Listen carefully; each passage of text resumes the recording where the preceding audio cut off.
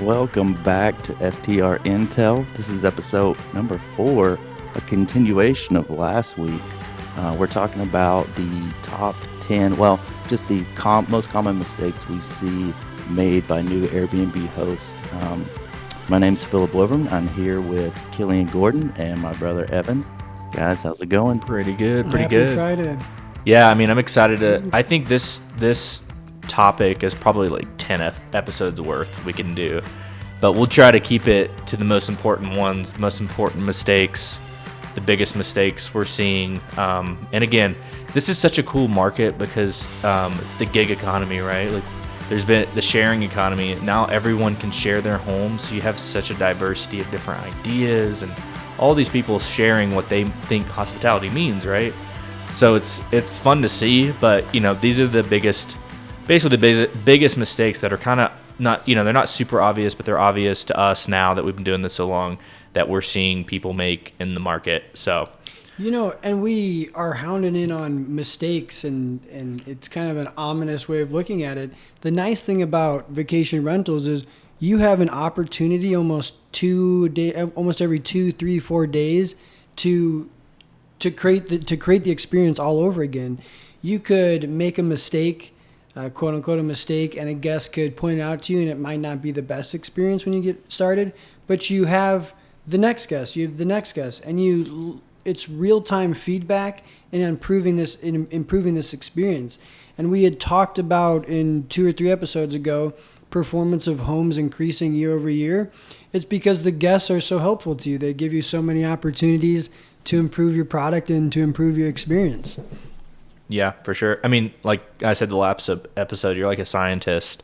That's you're right. trying to find, like you're trying to find what people want when they stay at your short-term rental. Because your short-term rental, again, we could talk about biggest mistakes as a whole, but like your short-term rental is probably going to be a little bit different than your neighbors or your.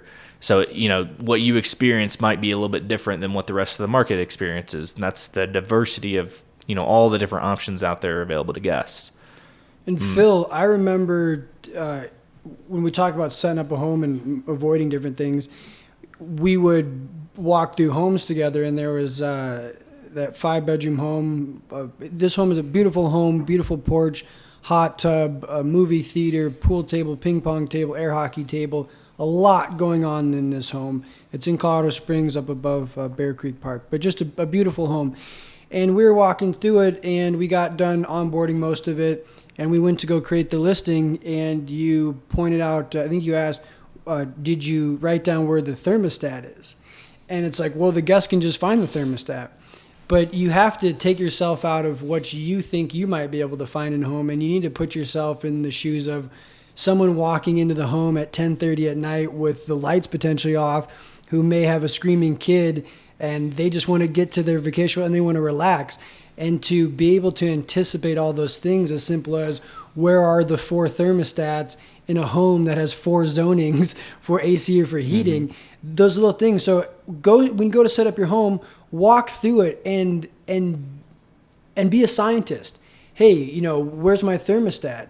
Where's this in my home? Would a guest have trouble? I know how to use my fireplace, but would anyone who walks in this home at any time of the day know how to use my fireplace? Would they know where to find my extra propane tank?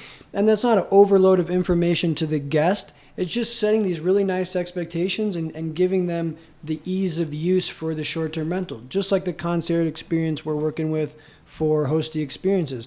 It's all there for them. They just have to pick it off the silver platter and enjoy it. I think last time what we talked about having emergency after-hours response. We talked about setting dynamic pricing, not having stagnant pricing. But one thing I think we need to touch on is having the right expectations for cleaning, linens, and inventory, and also even just the scheduling of the cleaning, because once you set up your listing, you get it furnished, and then you get it on Airbnb.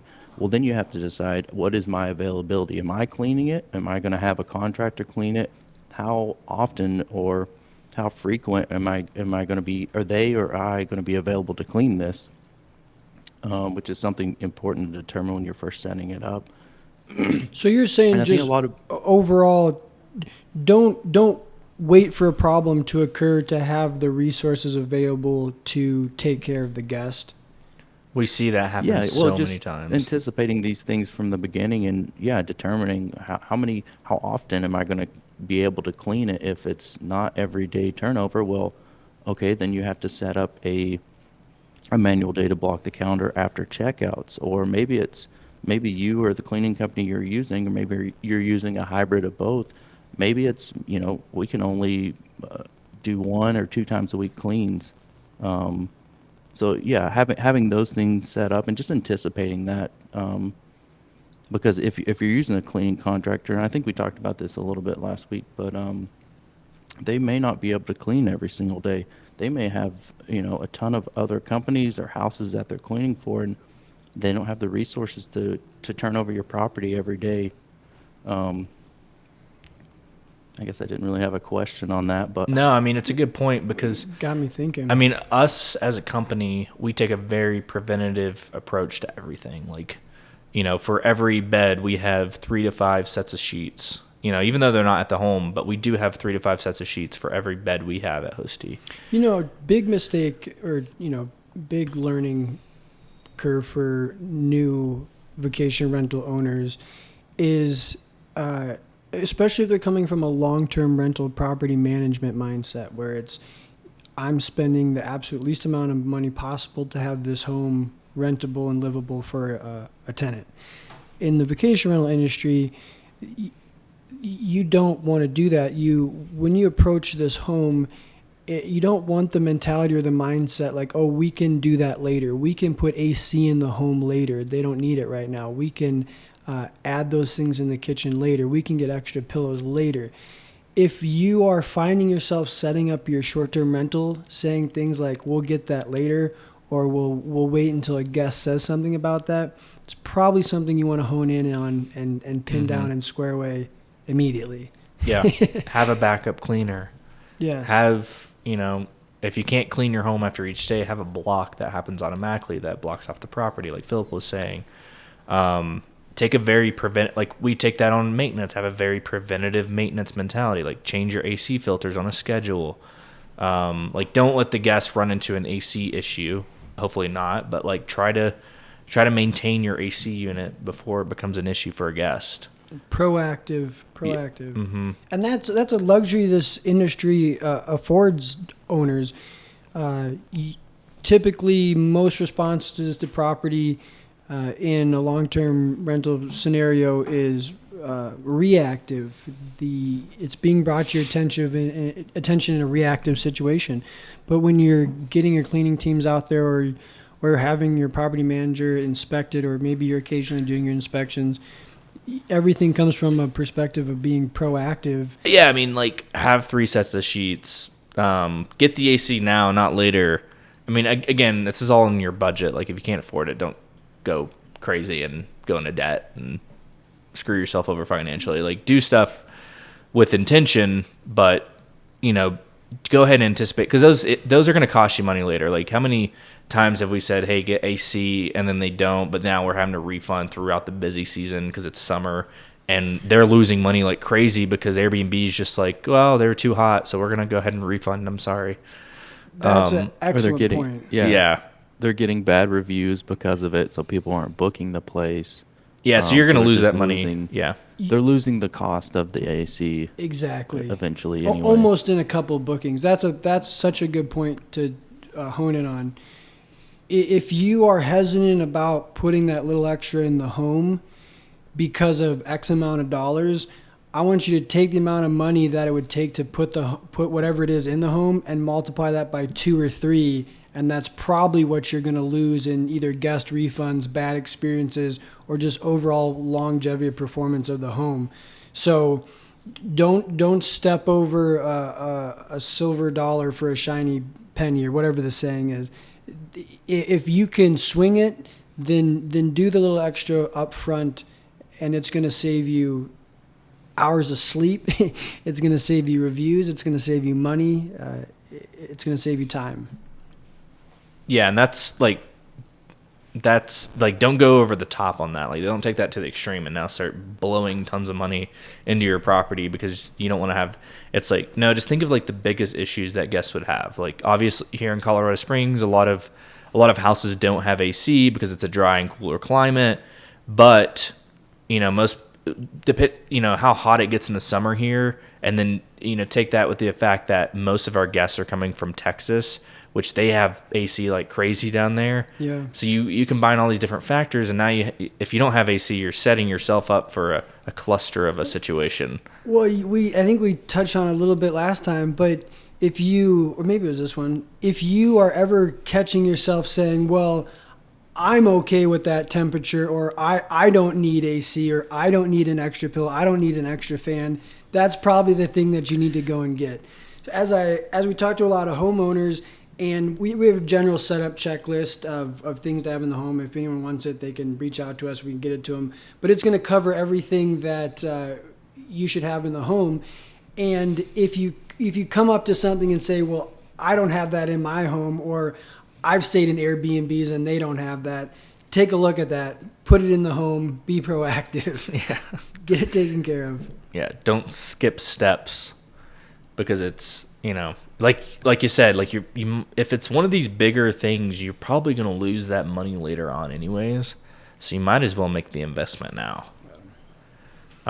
What are some other big mistakes people are making out there? Yeah, I mean, we can touch about the laundry as well. Like, depending on the size of your homes and how many beds you're going to have to turn over after each clean. If you have a 5-bedroom home and a hot tub, you say you have 20 towels and then 5 sets of sheets, and maybe you have same day turnover where you have someone checking in, it's going to take 3 or 4 hours just to do the laundry. And on top of that, most residential washers and dryers just can't handle flipping linens and blankets and comforters every day. So eventually you're going to have to, of course, this depends on how many houses you have and then how quick your turnover is, but also just anticipating, maybe going to a laundromat to do your laundry, or finding another way to outsource that laundry, or Evan, like you were saying, just having several backup sets. That way you can just turn it there, and then maybe you take the laundry home and do it on your own time until the next clean. But I think that's something some people may not anticipate. I've seen people just throw their home on Airbnb, and in fact, I've even seen some people think that Airbnb is the management company. Yeah. And they just throw their home on Airbnb and just expect everything to go perfectly. All right, the guest is going to show up, everything's going to be fine. I probably won't even have to talk to the guest, but more than likely that's not the case. Well, You're going to have issues, and it may not be big issues, but you're going to have things you respond to and change as you go. you could take that even further, and that's as an owner, having realistic guest expectations for yourself. Guests, you can screen guests very heavily. You can interact with them. At the end of the day, something can go wrong. Something might go wrong. They may have an issue. They may have a complaint. And it could be from completely out of left field. But as an owner, not having any expectations on what to expect or what not to expect from guests. Obviously, there's home rules. There's general etiquette that you'd expect guests to follow. But really not going into this with the idea that I'm going to only have this type of guests in here. I'm probably going to only deal with these type of problems. You almost need to be a goalie and be prepared for whatever type of issue that a guest can throw at you. So as you move into managing your home or beginning the journey of a short-term rental, is don't create false expectations on what guests are or are not going to do, and just be ready to handle them as they come, professionally, with hospitality mindset, and with having them leave you better than you found them, no matter how crazy it could be. It's like, oh, sorry. Because guests will throw anything at you. Yeah, well, it's like separating yourself emotionally from your house. Like you're running a business now, Although you can be like emotionally charged to make sure it's right, you know, like I'm very emotional about our business in a sense that like I want people to have a wonderful experience, you know, I want people to have an amazing vacation. But like in terms of like setting expectations for what type of guests you're going to have, what they're going to do in your home, like separate yourself from that and approach everything objectively in a sense. So you're not, you know, going on this emotional roller coaster of, oh, this guest did this, or oh my goodness, you know, it's just like, don't put yourself through that. You're going to be miserable. Phil, I was sitting back listening to our first podcast when we reviewed it, and I'd asked you a question when you were first out there selling as a co-founder, visionary. What were some of the things you were running to with the owners? And you're like, you know, shoot, it's been a bit. I don't really remember. But as I was rewatching that, a lot of times we hear from owners just like this overall like, I'm just done managing it. You know, just this. They're happy to hear that you're going to do everything you were doing or they were doing and more for them, and it's almost just a sigh of relief because they you know they're typically at like their first year or maybe 6 months or sometimes even sooner, and they're just fully understanding that, hey, maybe I went into this with the little bit wrong expectations, but heck, I love the income this is producing. And a lot of them are excited that they're providing an experience for guests in the area. So, like, I want to keep a great guest experience. I love the money coming in, but I just can't deal with this anymore. You know? Well, and that's not to discourage people from doing an Airbnb like by not yourself. at all. Like, if you want to run your own Airbnb, I fully encourage you to do it. I did it. Philip did it. Lots of people have done it. It's just go in with the right expectations, know what you're getting into, and just don't. It's just so many times we see people that go in with such wrong expectations and they're just miserable. Yeah. Miserable. Talk about, we had a lot of owners come on this month. We're gearing up for a very big peak season in this area. The summers are huge in general, especially for this area. And it's always nice for new homeowners, someone who's just starting their short-term rental. So they haven't been managing it themselves at all, but they're starting it up and they're passing over to management. They're coming on board now in the beginning of the peak season. So these first couple months could potentially be very good months of revenue for them. But one thing an owner should sit down and think about, or someone who's beginning to do this, is depending on the season you're coming in, it could be just a slow month right off the bat. And if you're coming in January, February, hang in there, keep pushing. You're probably doing a great job, and let the season come to you too. We talk about not wanting to set up a home from your perspective exactly. You want a large demographic of people, and we talk about pricing. Let the market dictate your pricing. So being able to step back and look at it objectively, not say, hey, I want it to be this way. I want the guest to be this way. I want things to happen this way. But to sit back and objectively say, okay, this is what the market is doing as far as pricing and occupancy. And I have to let the market dictate some of those things. I have to let the guest dictate some of the aspects of the stay. Well, piggybacking off that, I mean, we just dealt with this with a homeowner, and basically I think they'd either ran it before themselves as an Airbnb, or they had heard their friend was making so-and-so amount of money, or, a certain amount of money. And basically they had that expectation that that's what they would do. And you're out there selling people, hey, you can probably do this much in your home. You can, earn this much this year. But it's like when you first put it on for those first 3 to 6 months, it's not going to be at peak for performance. Yes. Like you're not going to be kicking it off into a rock star amount of money right off the bat. It's like, give it some time, let it develop. You're not going to be earning peak performance right off the bat. And that's a key word, peak performance. They're going to start booking up. We had touched on this before. We'll see bookings almost immediately. And they typically begin to cash flow very quickly. But hitting that peak performance, hitting that optimal performance doesn't come overnight. Yeah, it takes time. I mean, you're literally building a listing brand. you're building a certain I mean, we talked about the diversity of people doing this. Like everyone has their own brand on their Airbnb, and that starts with the reviews and the listing description and the pictures. But that takes time for, the Airbnb algorithm to pick up on it and to start valuing your property in a certain way. It's brand new. I mean, you can't expect it to be at peak performance right off the bat. Yeah, and I'll touch on that. Maybe take it a little bit further too. Yeah, not getting on the emotional roller coaster of what's your monthly payout.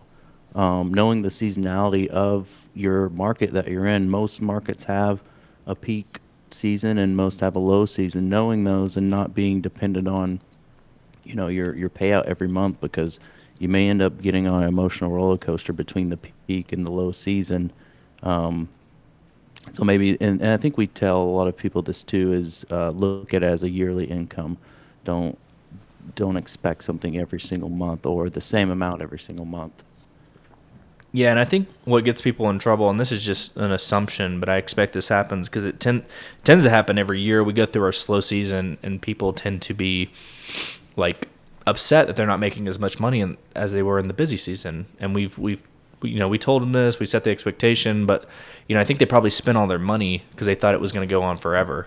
Like the busy season was going to go on, forever. It was always going to be that rate. You're always going to get this amount of money each month, but that's just not it's not how to look at it. You got to look at it as a seasonal approach and save some money before you get to the slow season. Have some money, have some reserve money.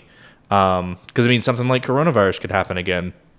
You never know. You could have 2 or 3 months that it's virtually zero money and you didn't prepare for that. I mean, that's real estate investing in general. Whether you're running a long-term or a mid-term rental, it's, have your reserve because you want to stay in real estate for a long time. Because if you don't have any money in reserve, you're going to hit a month where you can't pay your rent. And, now you're going to be running into trouble with your mortgage, and, your bank might call your note because you didn't pay your mortgage. And it's like, always have money in reserve and, set the expectations for yourself for the seasonality of your market. This is kind of, we speak to a lot of people who are relatively younger in terms of real estate investing. They're kind of on the younger side. We have homeowners of all ages, but a lot of people come to us who are learning about the short-term rental market are fairly young, and they haven't had a ton of experience in investment properties in general, and they're really excited and eager and enthusiastic to get the short-term rental up and running. And they maybe sometimes forget that, hey, just because there's all this content out there about people making money hand over fist, hands off through vacation rentals, it doesn't mean that there can be rainy days. You plant the seeds, you harvest, but there could be a rainy day, there could be a bad season. And so to be able to have a little bit in the slush fund, especially for kind of your slow months, and that's not that the home is performing bad, it just is the nature of the market. Again, what are your expectations? Are you reacting to the market, or are you letting the market give you feedback on how you should continue forward? Well, and we always tell our owners, like, you're probably going to break even in the slow season. It's just January, February. And I just had an owner that said, like, that was a bad thing, or they thought it was a bad thing. And I explained, like, hey, you've got 2 other potential incomes. Every month you pay on your mortgage, you're paying down principal. And we talked about that the episode before this one, but It's like, you're still earning money if you paid your mortgage. You still that's money that's put aside for future year when you it's not realized yet, but you have it down the road when you sell the house. Yeah, and there's not many businesses you can start and right off the bat you start cash flowing. So yeah, even in your months when you're it's a slow season and you're just breaking even, you're not really breaking even. Like you said, you're putting, you're still, you could potentially live for free off that, but in most cases, even peak seasons, you're cash flowing. Well, in most like long-term rentals, their strategy is just to cash flow a little bit. Like that's the usual situation. It's like, I'm happy if I break even or I earn like maybe $100 or a few extra $100 a month on this long-term rental. Like that is the bar. That's the bar set in the long-term rental world. And I think most people probably get into this thinking they're going to get rich quick, and they're going to make tons of money, and they're going to be able to go sit on a vacation. But yeah, I mean that's possible, but you might have to have a few of them first. You see a lot of people who are like, well, and I say this in jest, like, oh, my neighbor, they're doing X amount of dollars, or my brother-in-law is doing X amount of dollars, and it's like, well, let's really dive into what that looks like.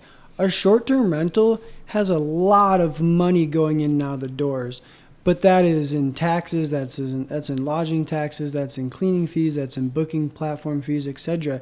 And so that off the bat gross number that people might be discussing out there, just take it with a grain of salt and break that down, and keep expectations in line. Amazing industry, a lot of cash flow to be had, but keeping expectations in line.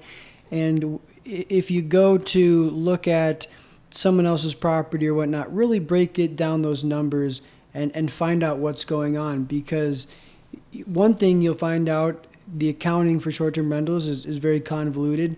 And unfortunately, it seems to be very easy to inflate what a short-term rental is really doing. Well, and everyone wants to brag too about how much they're making. Oh, I made this much last month. We do it sometimes. And they want to go. Yeah, you want to go tell all your friends about how much money you're making. Yeah. And you might inflate the numbers a little bit too. In our case, it's like, look how much this owner they're made. just sharing. They're sharing like their highest prices of the year. Yeah. Like the best date of the year, and your friend Tony next door is telling you, I made $500 a night on this, and maybe that was one night of the year he made. Yeah, but he's saying he made it. It's not realistic to think you could make that every single night. What was I gonna say? And that's no, go ahead. Yeah. That ties into dynamic pricing. I mean, I think sometimes owners set some pricing out there, and it's almost like a personal challenge. Like, can I really get it booked up for that nightly rate? And they do a couple nights because that's what the market was showing. Maybe that week or that weekend, that's what that home would get anyway. But then that is their expectation almost moving forward, and they're not getting that nightly rate consistently, or they're starting to lose occupancy a little bit. But that's the number that they're talking about. They're talking about their best weekend, their best month, their best day, which, we do too. It's wonderful. And you may get that booked out at that rate on other nights, but if the property doesn't actually provide that value to guests over the long term, then you're not setting the right expectations, and you end up with maybe a lot of bad reviews because guests are upset they paid this much and they don't feel like they got quite the value of what they paid. So that's also something to consider, but that's tricky, and of course it's dependent on the particular property too. So yeah, or like you were saying earlier, that the owner might be making really good money, but how much time are they spending? Are they spending 20, 30 hours a week? And it's like, that's not financial freedom if you're spending all your time to manage this thing to earn, is your time worth the extra $500 to $1,000 a month, or is it worth it just to use a property management company? Absolutely. I mean, did you really buy this home to run as a short-term rental to have it consume a lot of your time? Or did you envision yourself getting into hospitality or property management? Like, probably not. Most people that are running an Airbnb probably didn't envision themselves, because that's what you are. You're a hospitality manager. You manage an experience for someone, and so you're in hospitality, you're in property management. And when sometimes we'll ask owners that, and they're like, oh, actually, I don't want to do this. This is not what I wanted to do. Or again, they're just, I'm just ready to be done with it. Yeah. Like they're excited that you're there to help onboard the home and to take it off their shoulders. But then again, some people realize, oh wow, this is really fun. I love hospitality, and so it's it's 50-50 what you like and what you don't like. So, well, overall, expectations, proactive expectations. Not looking at it from one point of view when it comes to setting up a home, or what to expect from guests, or how to do your pricing, or how to do your laundry, or how to do your accounting, or how to do your security. Get multiple sources of input and have good expectations going into running your short-term rental, running your vacation rental. yeah, expectations are huge, because don't listen to friend, although he may have a lot of information or she may have a lot of information, just make sure you do your due diligence. Listen to this podcast to get what the expectations should be. Maybe we can help you. So did you have anything else to add before we wrap up, Philip? No, are we I think we're good. already at the end of Yep. time Awesome. here? Well, thanks so much for everybody for tuning in. We'll be back next week with another episode about short-term rentals and everything Airbnb. So thanks so much.